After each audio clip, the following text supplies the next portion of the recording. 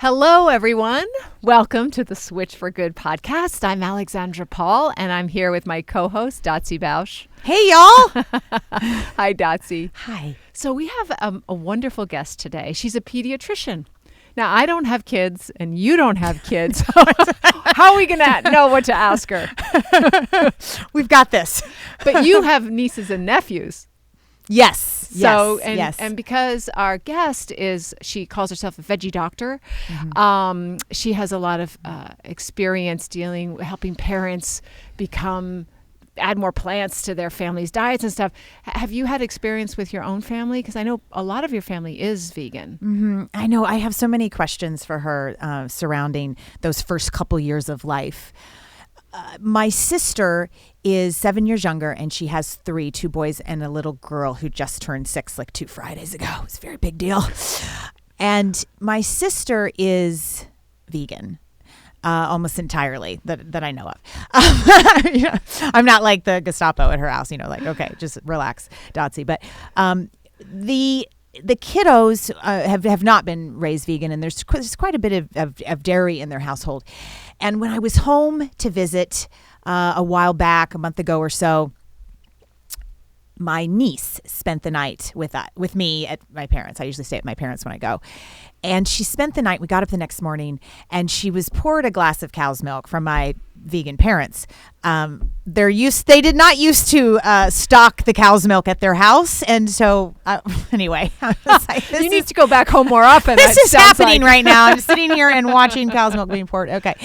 And so I she's a very mature little one, and as most are in terms of being able to grasp concepts that I think a lot of parents don't think that they're going to get or think are really safe to explain to them. And I think that the little ones need to know the truth, and it's okay to tell them the truth as long as you're not scaring them, right? That's not the point. So I just decided it was time for her to learn about cow's milk, just to at least know where it comes from and what happens in the journey. So I shared the truth with her. And I just said, I think you should know this if you're going to drink that, because you ask them, what is it? Milk? Just that's all they know, right? It's just this white liquid that comes out of this carton. They have no idea where it really comes from, or even that it comes from an animal. So it just took her down the journey of exactly what it is and what happens to the mom and where the babies go and that, but no graphic details. And I didn't show her anything gross or horrible. In fact, I showed her an entire collage of sanctuary rescued dairy calves and what they should be able to do and be is free. And I may or may not have also ordered a 26 by 26 of her favorite one to plaster on her wall in metal so that she remembers the story, the story that Aunt P, as she calls me, told her when I was home. But anyway, her face when I told her the truth, I think we're all born with empathy, right? We unlearn and we learn as we go. And she just was like, that doesn't make any sense. Like, that just doesn't make any sense. Right. So she's now not drinking cow's milk. I hear she's having a rough time negotiating the yogurt and the Go-Gurt especially. She really likes her frozen Go-Gurt. And she's trying to argue that there's not really cow's milk in that. So mom's like, yeah, there is. But I figure when she's 20 and she maybe goes vegan, she'll remember that conversation. But she's not drinking it right now. She's found other things that she likes. And so she's not. Anyway, it was just it was really relieving to just have her know the truth and have that face look back at me with just, that's not okay. That was just like a first thing out of her mouth. I'm curious, and we can ask our guest, Dr. Yami, what is the resistance in a vegan parent to at least not having that stuff in the house? So did you talk to your sister about it? Mm-hmm. No. I don't want to cause a family fight. Right. And she knows if she's going to send her 6-year-old over to hang out with me that she could come back with this knowledge. And my sister was like, yeah, cool, good. I think it's just, not rocking the boat so much. I mean, her husband's not meat vegan and like sort of picking your battles. And I think it's a bit of that, right? And they're very, as are all working parents, busy. And it's also tough because they're going to get it unless you're really strict at birthday parties, at school, over at their friends. So that taste and that flavor comes in, and then they want it, and it's a whole spiral. And like you and I said, we don't have kids, so we don't really know what that fight is like. No judgment here. Right, exactly. Right. I'm already in awe of anyone who has a child. So. Right. Much less more than one of them. No. That's right. Well, good. Well, let me introduce our incredible guest, Dr. Yami. I think maybe if she had been my pediatrician, I might have had a more balanced and better relationship with food in my 20s, no doubt. Dr. Yami is, as we said, a plant-based pediatrician practicing at Nourish Wellness in Yakima, Washington. And she's also the host of Veggie Doctor Radio, which you were a guest on. Super. It's a fantastic, fantastic podcast. And she's just celebrated her 100th episode. So about 2 years in, really killer there.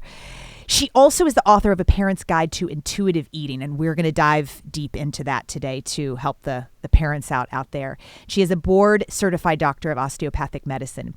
And she even has some YouTube videos that we both watched and really loved.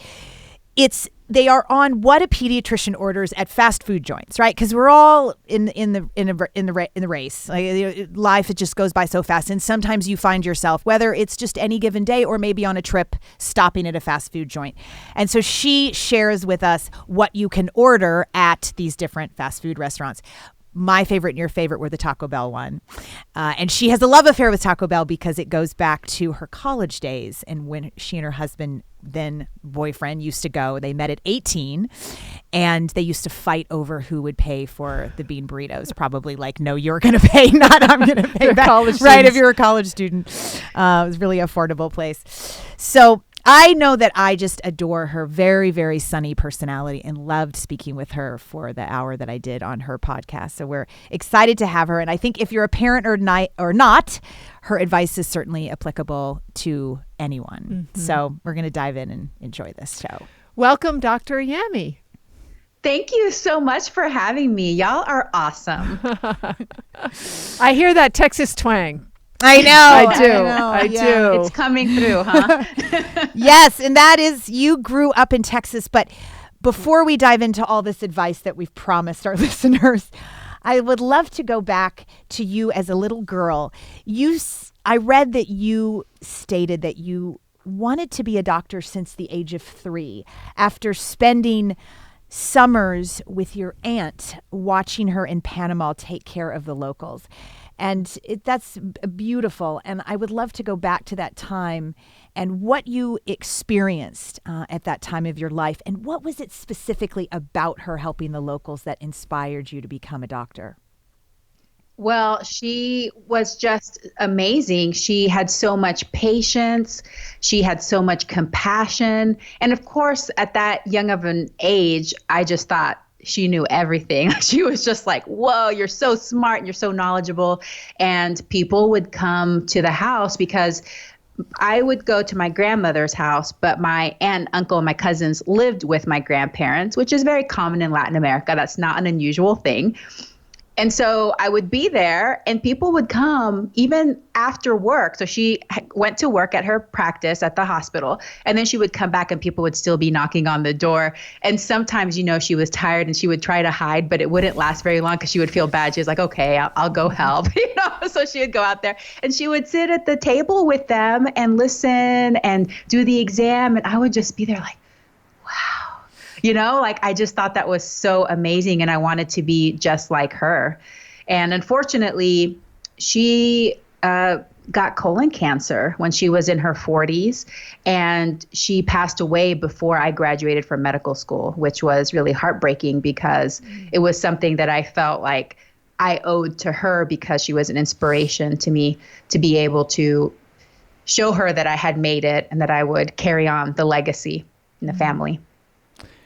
And your family in Panama, they had dairy farms, is that correct? And so you grew up eating still do. So you grew up eating a lot of meat and dairy.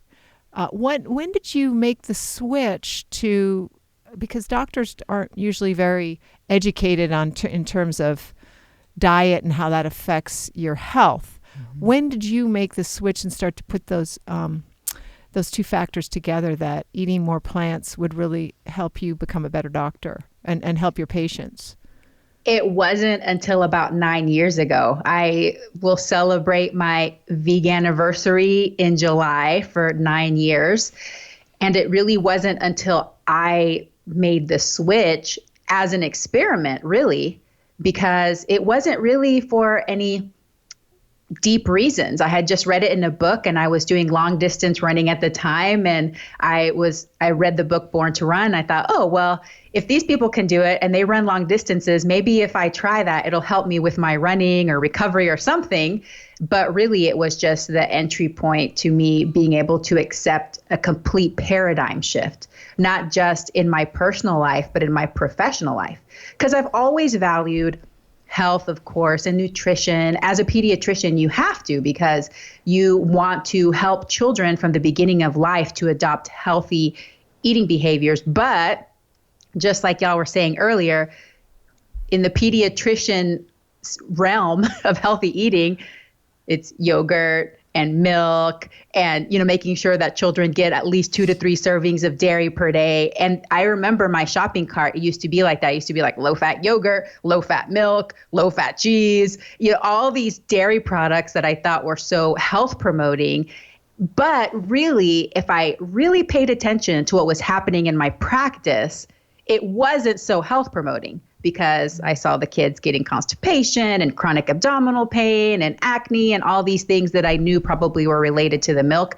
But I would do workarounds to try to make it okay so that they could still eat the dairy, but not have some of the symptoms. So it was really kind of messed up. And it wasn't until I switched. And then I was like, wait a second, why am I promoting this to my families when actually it's probably harming them more than it's benefiting them?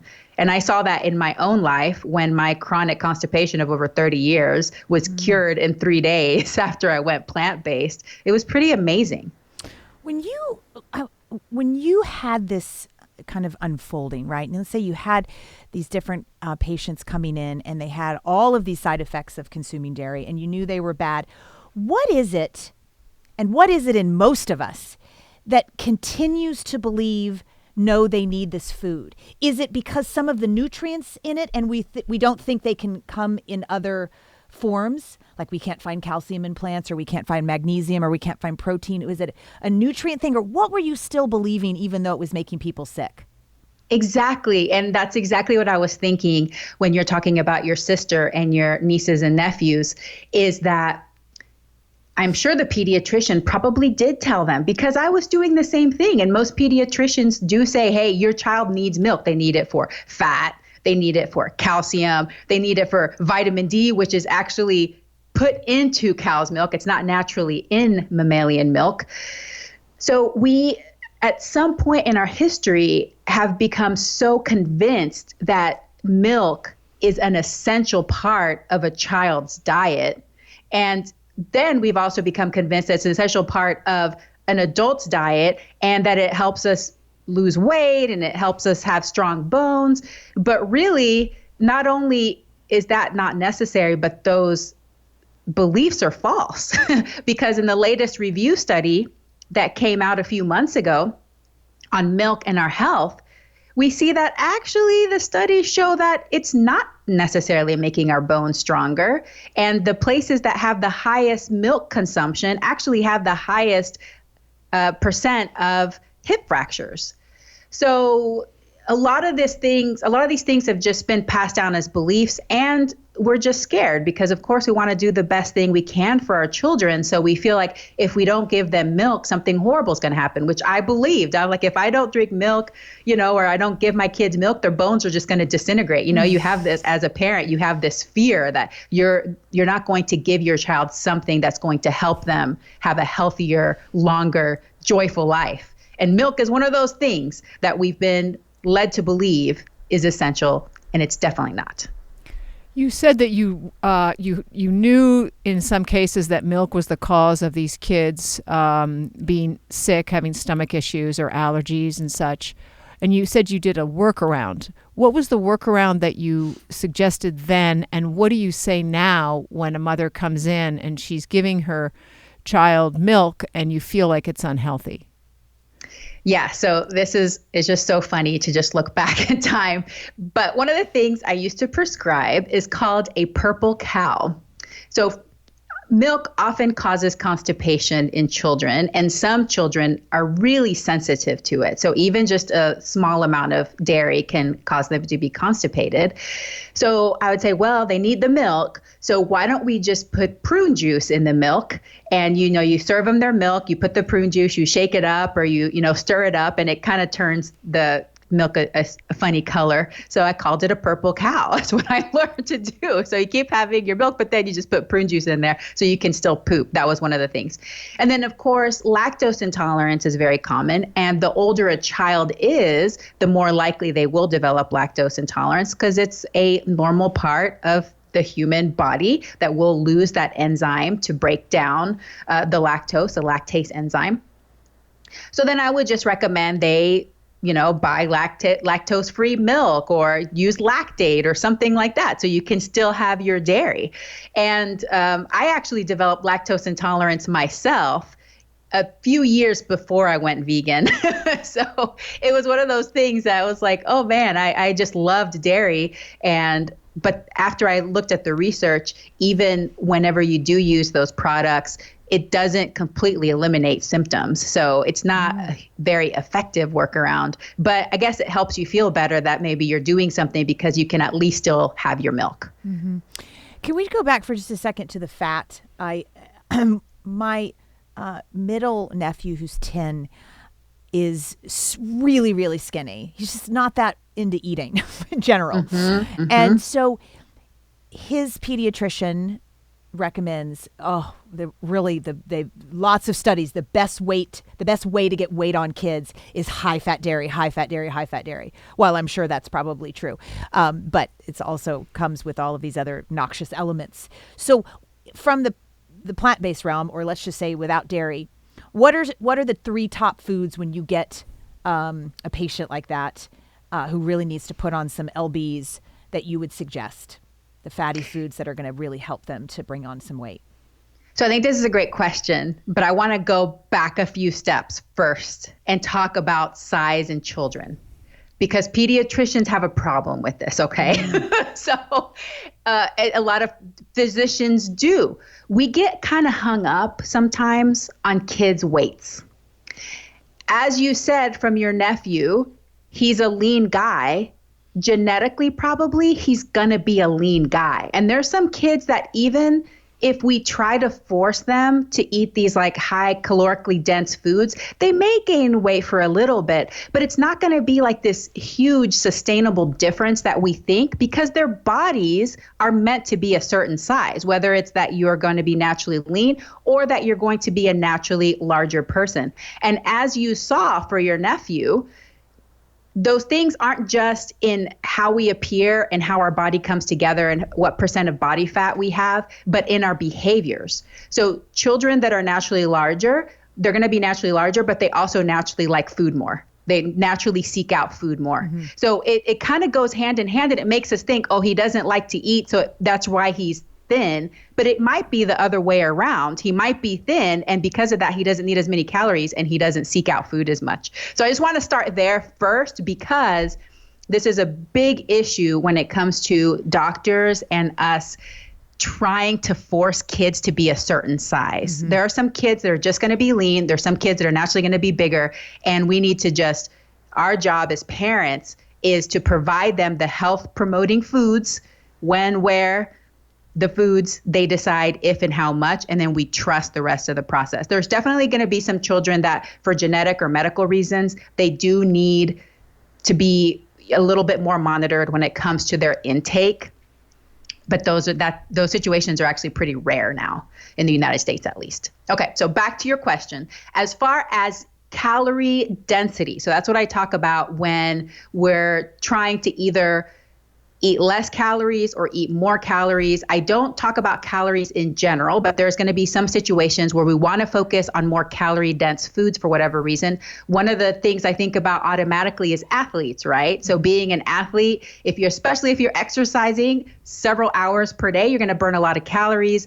You don't want to just be eating lettuce all day. It's going to take a lot of work. It's very low in calories. So where can you add more fat to the diet? Because fat is the densest source of calories. So those foods are going to be our nuts and seeds, nut butters, seed butters, your beans, your whole grains. Those are going to be the foods that are higher in calorie density. Then there's a couple others like avocado and coconut, those kinds of things. In general, I don't recommend just adding oils additionally to the diet. If you already cook with a little bit, that's fine. But most of the time we can accomplish it through those foods and then processing it a little bit. So some children, because they don't take a lot of volume and they need more calories, processing it into smoothies works really well because then they can take more calories in a smaller amount of volume. So those kinds of tricks often work well when that's your goal, is to increase calories. Thank you. Okay. Yeah. So what is it that you now recommend when a parent comes in and wants their child to, they think they need milk?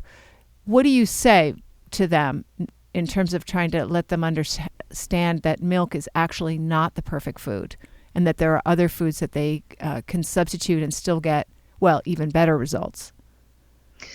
So it depends on the age of the child. So this question comes up very frequently when we're weaning. So weaning off of the breast or transitioning off of formula. Parents are like, okay, now what do I give my kid? People that come to me because they know how I am, they kind of already expect this conversation. In most pediatricians' offices, it's going to be like whole cow's milk, 2 to 3 servings per day. That's generally what is taught. That's what I used to tell my parents before. Now I say, first of all, let's ensure that the child is eating well. What are they eating for their meals? Are they eating a well-rounded diet that has beans, whole grains, fruits, vegetables? Are you integrating nut butters, avocado, those kinds of things? I want to make sure that they're actually eating well. And then we talk about if the mom has completely stopped breastfeeding, introducing a plant-based milk that is fortified. So it has the B12 and vitamin D in there, but also is a little bit richer in calories. One of the most popular plant-based milks in the United States right now is almond milk, which is great. I'm so glad a lot of people are drinking it, but it's really low in calories. So it's only about 40 calories per cup unless it's sweetened. But I recommend using an unsweetened plant-based milk. So my favorites are going to be something like soy, the pea protein, some of the coconut milks, even some of the oat milks have a little bit more calories in there. But even then, I don't want parents to be over focused on the milk, because once the child is weaned off the breast, off of formula, the main source of their calories and nutrition should be coming from their food, and really only a couple of servings or 16 ounces total of the plant-based milk per day. And then the other key is I don't want them sipping this throughout the day. I want their main beverage to be water for many reasons. Mm-hmm. 1, because it's better for our teeth.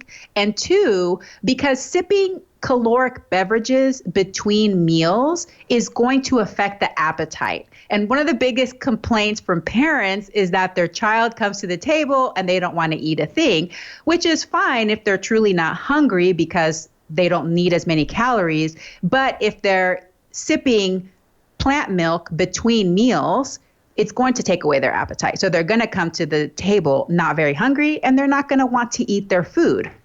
So one of the ways to make sure that we avoid this issue is to serve the plant-based milks during a planned meal or snack time. I don't want it to just be an all-day sip session, because that's really going to interfere. Let me ask you a question about the parents that have a heart attack when you say give them soy milk instead. We know that it's the most similar to cow's milk, let's say, in comparison to almond milk from a macronutrient standpoint. And we talk a lot about soy versus cow's milk on this podcast and the protective nature of the phytoestrogens. But the dairy industry has spent millions of dollars demonizing soy. So a lot of people are just very afraid of it. What do you say to the mother when she comes in and you say, just do soy milk, and she has a heart attack? Well, I say, first of all, there's no need to worry about it. I'm not concerned that it's going to give boys boobs or any of those things. And in fact, I've had parents come to me and say, yeah, but isn't it going to lead to early menstruation or early puberty? And I'm like, no, but you know what, Will? Cow's milk. So it's so ironic, isn't it? It's like the same truth about dairy is being pushed onto soy milk. So that's the first thing I say. But the second thing I say is, look, if you have a problem with soy, it's just one bean. You don't have to do soy milk. There's other options out there. Mm-hmm. And because this is not going to be the central part of your child's diet, I don't really care that much. I really just don't want them drinking it all day long. And if you're going to do one that we're using at least for a year or two to take the place of either breastfeeding, prolonged breastfeeding, or cow's milk, then we do want it to have a little bit more calories than the almond milk. So we just can find a solution that works for your family, and it's fine. It'll work out. There's over 20 commercially available plant milks. So there's one that a family can find that they like. For parents who want to make the transition, but they're and we haven't talked about meat either. How do you? So I'm just going to ask actually before this question, what do you think about meat for kids? It sounds like you're very clear that dairy is just not healthy and that there are alternatives to get the same nutrients that milk might have. But what's your take on meat? Well, I'm a bean pusher at my office, and all my families know this. So every well child check, they're prepared to answer the question, how are you guys doing with beans? Your child eating beans? I am not super vocal with my family about them not eating meat. However, I have a little bit of an advantage because children don't naturally gravitate towards meats. There's very few that the parents will come in like, oh my God, they just love their meat. And usually when parents say that, it's not really meat per se that they like, it's processed meat. So like chicken nuggets and stuff like that. So they really like the processed, salty, fatty part of meat, not the meat itself. So kids in general, I think it's easy for me because I don't push meat. They're not eating a lot of meat, but children don't need meat either. And as long as we have a well-rounded diet, we're including those beans, we're including those whole grains, nuts, nut butters, seed butters, those kinds of things, and they're eating sufficient calories, there is no concern when it comes to protein. I'm not concerned about protein deficiency or any of that stuff when it comes to children. So, I'm not one to just be telling parents, don't give your kids meat, but I do emphasize plants. How can we get more whole plant foods in the diet? How can I teach my families who are used to the standard American diet to cook beans? Because that's one that a lot of people aren't familiar with. So the more I talk about it, the more recipes I give them, the more I encourage them to do it, they're starting to integrate more beans into their diet.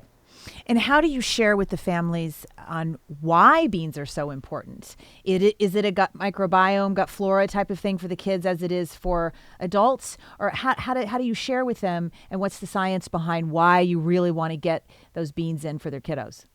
There's just so many reasons.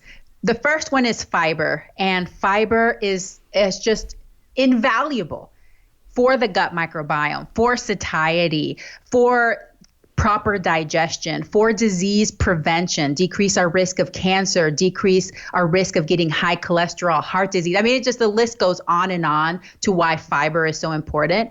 And beans are going to be your biggest bang for your buck when it comes to fiber. People talk about fiber all the time, but a lot of people don't realize that beans have the highest concentration of fiber. So getting more beans in there is definitely helpful. But I think what gets people the most, because this comes from my heart, one of my biggest aims when it comes to helping children and their families is talking about longevity.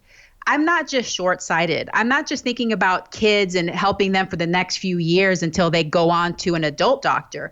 I want to instill habits early that are going to help them live a long, healthy life. And we know that beans are the key to that. When it comes to the blue zone studies, that's the only food that we found, not just in the blue zone studies, so these big population studies, but other clinical studies, that it's one of the keys to longevity. The more beans you eat, the longer you're going to live a long, healthy life. So those are some of the main points that I talk about, but everything you said as well, because beans are amazing. Go beans. So when parents walk into your office, do you hand them recipes, or how do you help them make the transition if they've been serving a standard American diet to their kids and their partners and whomever else in their household? Well, I have conversations with them, and because I have my own practice, I have much more time to sit down with families in a relaxed manner and meet them where they are. Because I realized that there was a point in my life, even though I'm Panamanian, I had to call my mom. When I became vegan, I had to call my mom so many times, be like, all right, so how do I make these beans? What do I soak them first? How long do I cook them? When is it too hard? Like I had all these questions. So I didn't know either. And I'm Panamanian. So I can definitely empathize with families when they're scared. They don't know where to start. So I meet them where they are, and then I give them lots of resources. When families sign up with me, one of the first things they get is a big folder with lots of recipes and a list of all kinds of free online resources, my videos, of course, but lots of bloggers, because we're so lucky because there's so many free resources. There's really no excuse to be able to find the information that you need if your goal is to eat in a certain way. So the recipes, we know what to cook, but sort of, do you give them advice on how to integrate, like just start with breakfast or clean out your closets or your larder? What do you find works? Well, when it comes to children, because most of the time I'm speaking to parents on how we can integrate it into the child's diet, just simple things. For example, I ask them, what are the main meals that you eat? Because we know that most families, they have about 8 meals that they have on rotation. That's just how we work in life. So I ask them, okay, so say they like to have pasta. It's so easy to just throw in some canned chickpeas. You don't even have to cook them yourself. You can throw in canned chickpeas. You can start replacing, if you are going to have tacos or meat tacos, how can you replace half of it with lentils and eventually just get to the point where you're just making lentil tacos for your Taco Tuesday, which is tonight, Taco Tuesday.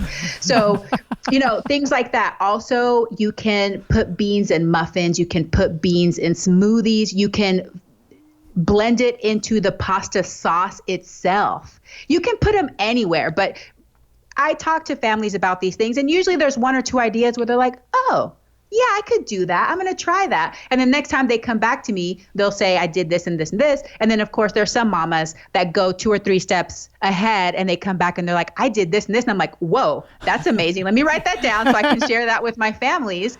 And everybody just kind of finds a place where they can integrate the beans. And there's lots of options. Beans are so cool because you can kind of treat them like meat, like she was saying for the lentils. I mean, you can kind of get fancy with the lentil taco meat and, grind them up and do all this, but you can also just dump 2 cans of lentils on the skillet and then use a taco packet, which is exactly what you do with ground beef, right? You just dump it in the skillet and then you put the taco pack.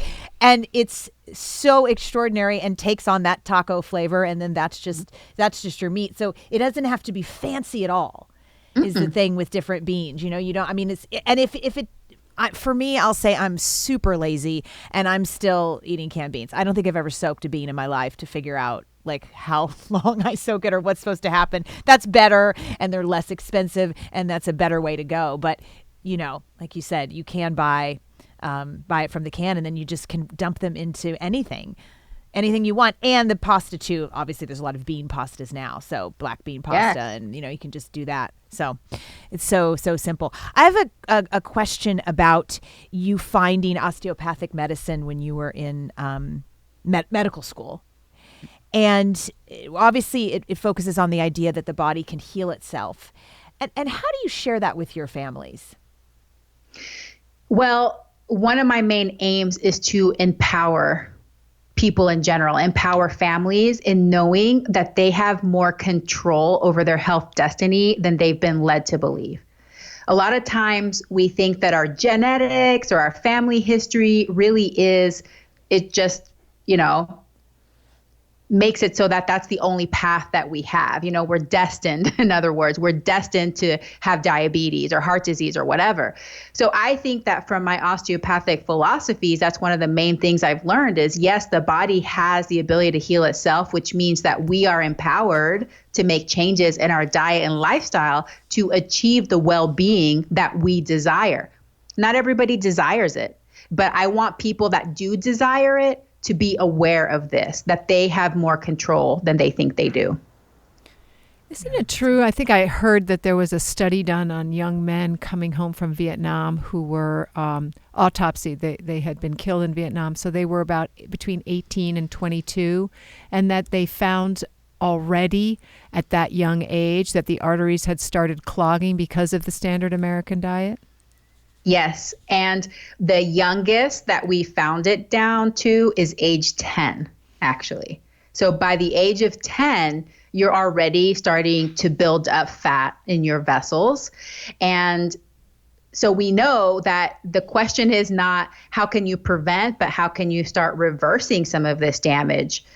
But it starts even before then. It actually starts during fetal development, because we know that a mom's diet can actually, they've done, unfortunately, autopsies on fetuses that have been lost through various reasons, and they can find fatty buildups in the aortas of fetuses, and they can link it back to the mom's diet during pregnancy. And this is not meant to guilt or shame any moms out there, but I do want pregnant moms to realize that what they put in their bodies, how they live during their pregnancy, does start to affect the health of their child and starts to turn genes off and on for later.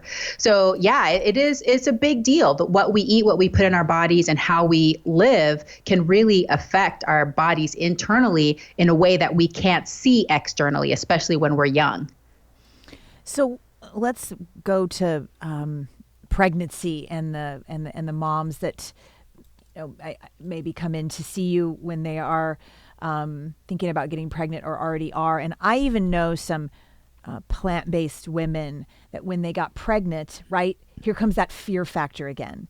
If I need to eat animal foods to get the right type of protein, or I need to eat animal foods to get the right type of iron for my growing fetus, because you obviously want to do the very, very best that you can. So how do you help them to unwind that mythology? Well, like I said before, we do have a lot of fear, and certain physicians are going to say that, unfortunately. But that's not the truth, and it's not the reality. Now, pregnant moms, they sometimes have cravings and desires. And so this is not to guilt or shame any of those moms, but just to know that especially after you get through the morning sickness and you're feeling good, the more whole plant foods that you can eat, the better. Definitely be seeing a provider, definitely be taking your prenatal vitamins and taking care of yourself. But those foods that you're eating, not only is it affecting how your baby is being built and their bloodstream and all of that stuff, because their blood is your blood, obviously, but they can start tasting in the womb. A lot of people don't realize this, that what we eat can actually start flavoring the amniotic fluid. So babies start tasting the greens and the carrots and the tomatoes and those kinds of things. And the moms that eat a certain way during pregnancy, they eat more greens and more vegetables. Those babies are more likely to be accepting of those foods later on, especially when we start introducing complementary foods. So it's very important for moms to be aware of what they're eating, but not to be so hung up on the meat and the dairy and those kinds of things. It's more about making sure they're getting sufficient calories. So definitely get some of the more calorie dense foods, especially later on in pregnancy when there's not much room in the stomach. Everything is compressed. They feel like they have to eat small meals.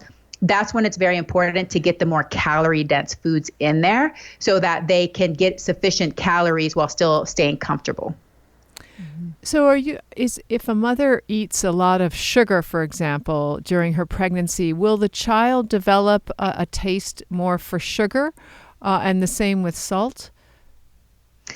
I don't think so, because that probably all gets cleaned out before it gets, like unless the mom has diabetes, which I don't know if that gets transferred into the amniotic fluid. So I'm not the best person to talk about that. But it's more about some of these nutrients, they cross into the amniotic fluid. It's not the sugar and the salt. It's the flavor of some of these plant foods. So that's what's most important, is eating more whole plant foods. Obviously, we want to stay away from the processed foods, but it doesn't have to be all or nothing. When you're pregnant, it's okay to enjoy some of those processed foods and your cake at the baby shower and those kinds of things. You just don't want to make that the center of your diet when you're pregnant. So we're born because of survival, probably, for leaning into calorie density and high sugar.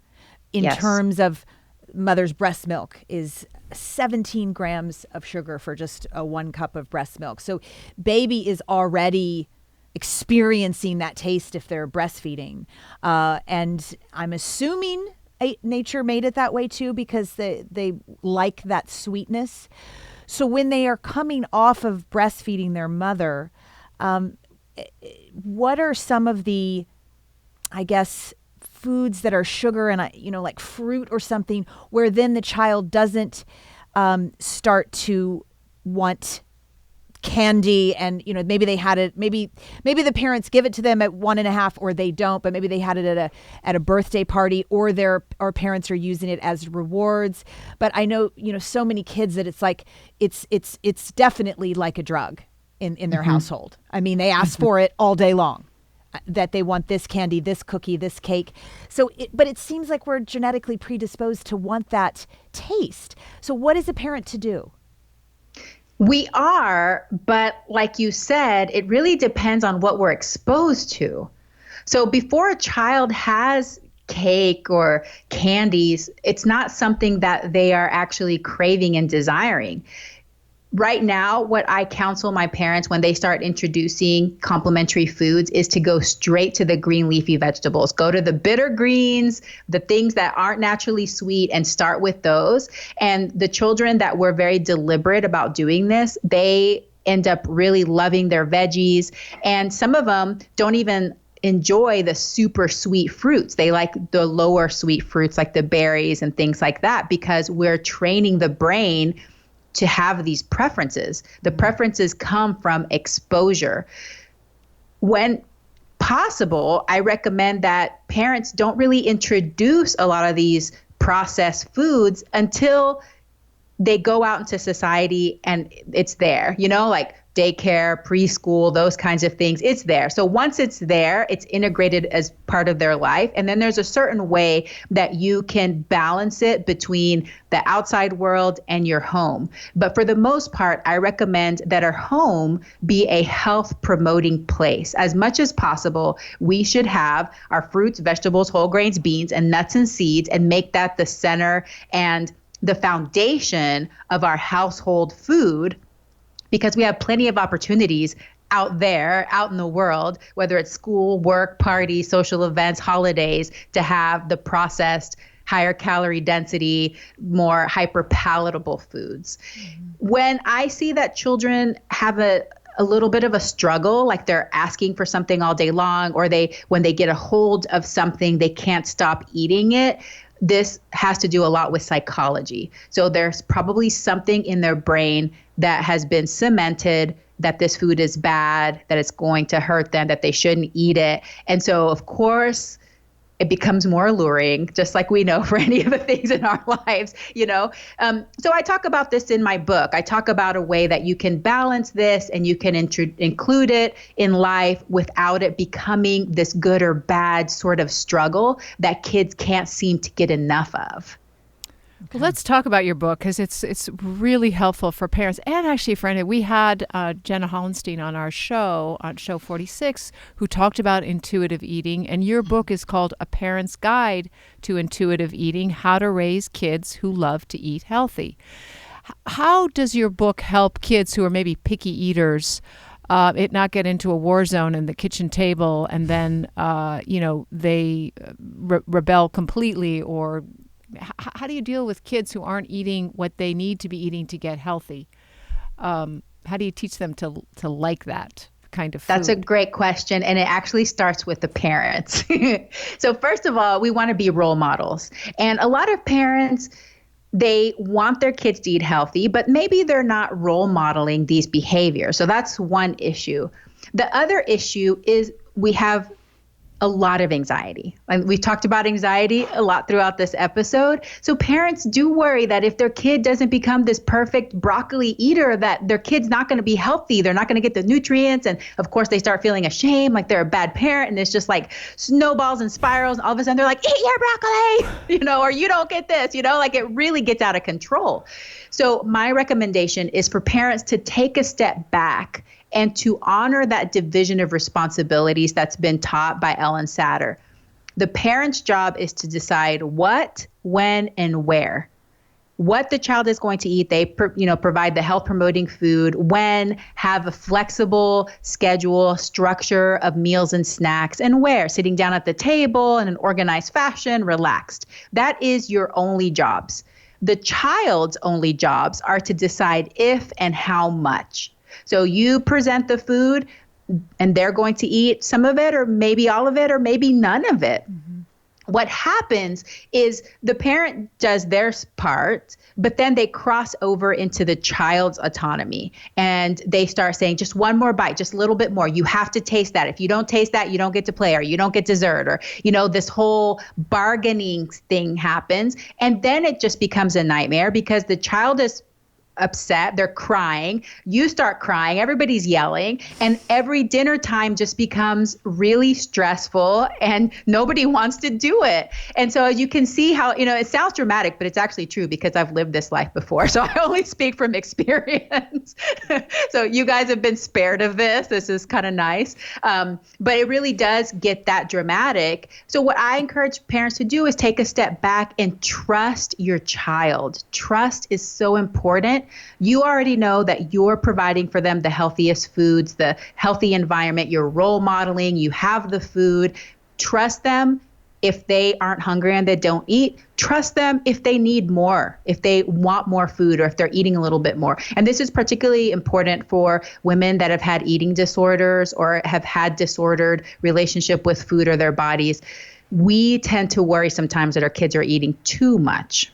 And so that's the other side of it. Most parents worry that their kids aren't eating enough. Some parents worry that their kids are eating too much. Both of them, we just need to trust our children and provide them with healthy food. And then things are more relaxed and it usually works out fine.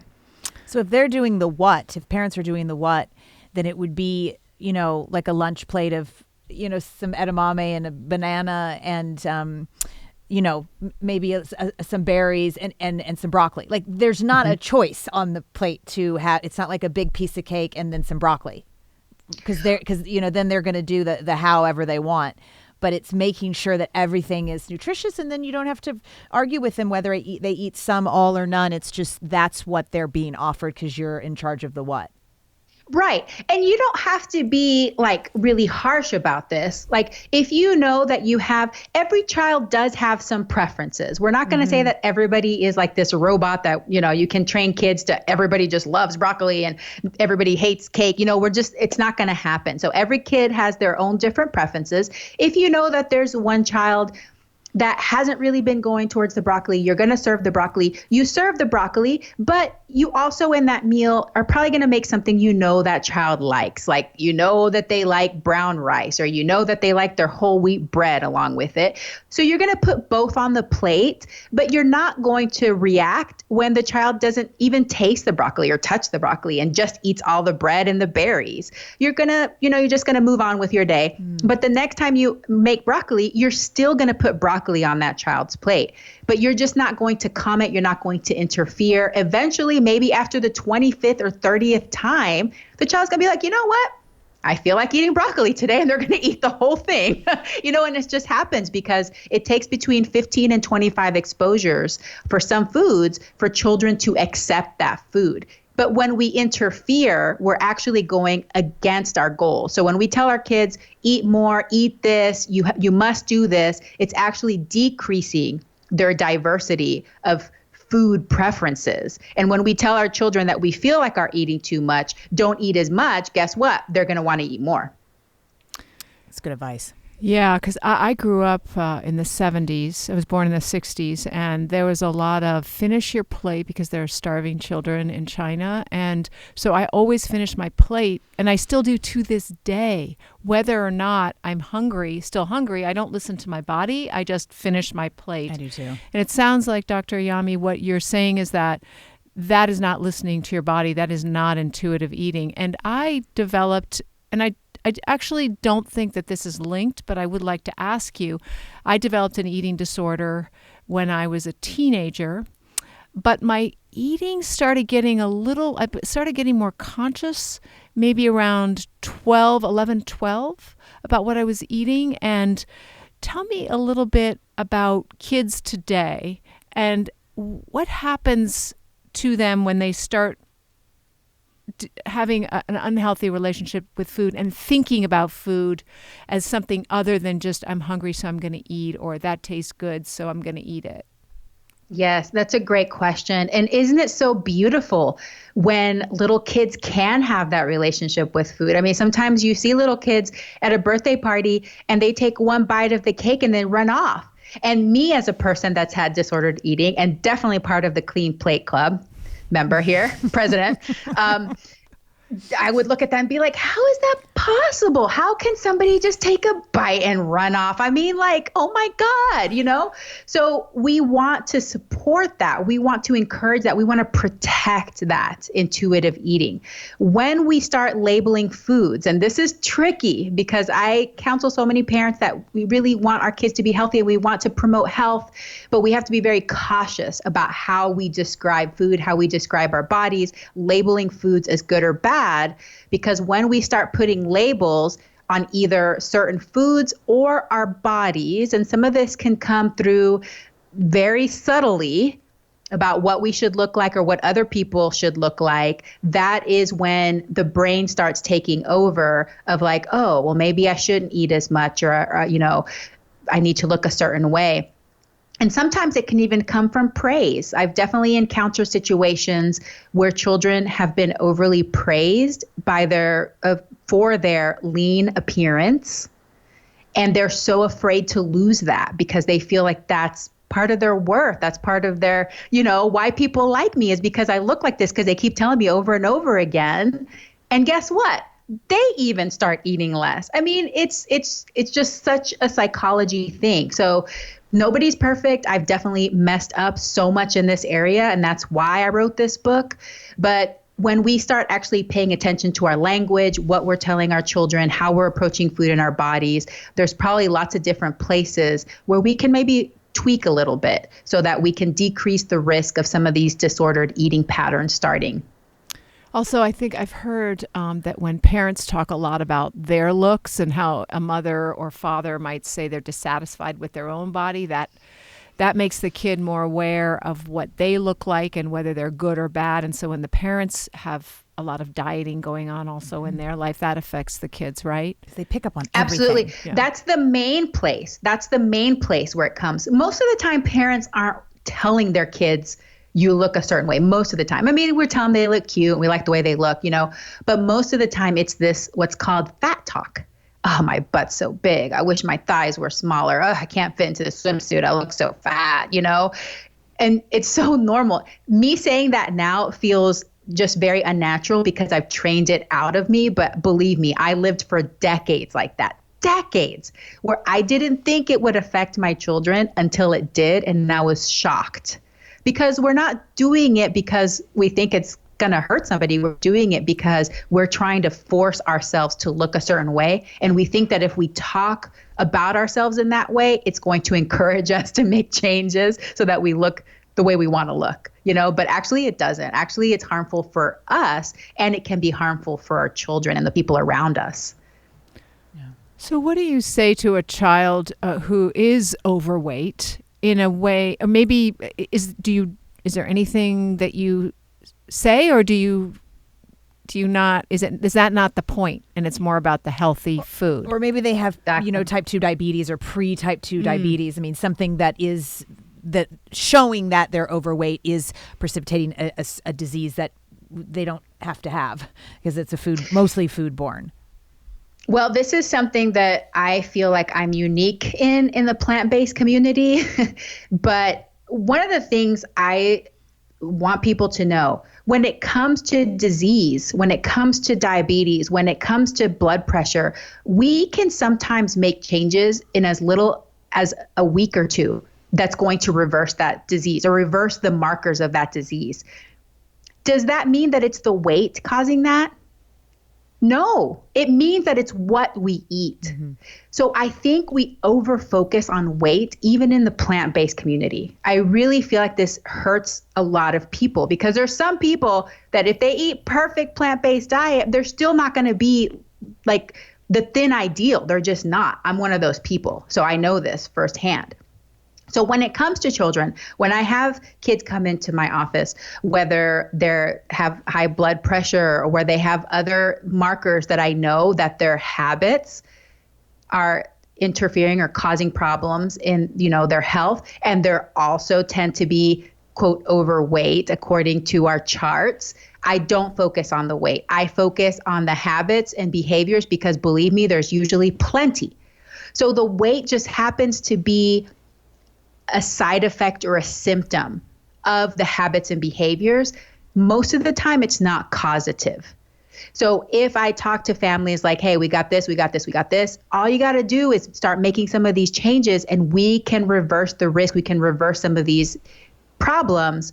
Then I think it ends up being healthier for the whole family because you can control those things. You can't necessarily go and dial the scale. You don't have direct control over how much you weigh or how large you're going to be. But if you start making changes, that might change too. There's just no guarantee that it is. So a plant-based diet does not guarantee sexy butt, but it will guarantee sexy arteries. Yes, I love it. Yes. Long life. Yes. We have to redefine what is sexy. And that's a whole nother conversation, right? Yeah. I mean, each one of us have our own definition of it. And it doesn't matter what anybody else thinks. Before we go, I just wanted to touch on your very excellent podcast, Veggie Doctor Radio. You interviewed Dotsie, and you've interviewed so many interesting people, so I highly recommend it. You've, as Dotsie mentioned, you've done over 100 shows now. Congratulations. Thank you. You've been interviewing all these people of different from different backgrounds and things. Was there anything that has really stuck out? A couple things that you've learned that have really stuck with you in these years of you interviewing so many folks? Well, one of the things that I always remember that I like to tell people is that no matter how much knowledge or expertise, years of training you have, children are still going to be children. So what I always remember is Jane Esselstyn. You guys know Jane. She's awesome. So she told me about how one of her children would not even touch a bean. Like he wouldn't eat beans at all. It wasn't until he went to college that he started eating like black beans. And this is Jane Esselstyn, like Esselstyn family, like you would think that everybody born of that family is just going to just eat all the plant foods.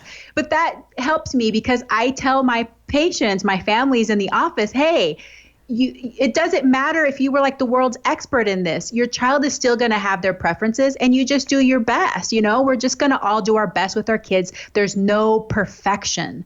And I think that helps families, because moms especially, we have this thing in our head that our kids have to be a certain way in order for us to be good moms. And that's just not true. But I've heard that from several different experts and cookbook authors that, no matter what we cook or how we do things, our kids aren't going to become these like perfect, ideal little eaters that we in our brain have this vision of.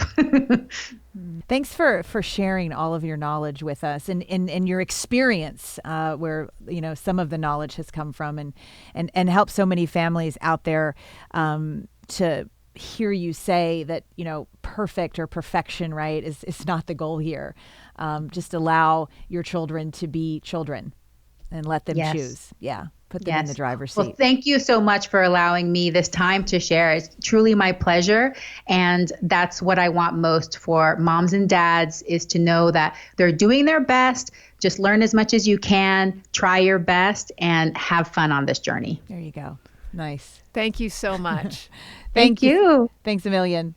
Talk to you soon. Okay. Bye, guys. So thank you so much for tuning in today. If we helped you in any way, then click the subscribe button and let's keep hanging out together. We have so much more to share with you. And if you need more information on actually making the switch for good, please visit us at switchforgood.org for loads of info. And you can subscribe to our mailing list, where you will receive all sorts of super cool gifts, discount codes to our very fave dairy-free products, and a lifetime of powerful health tips. So join us on the journey to switch for good. This is the future.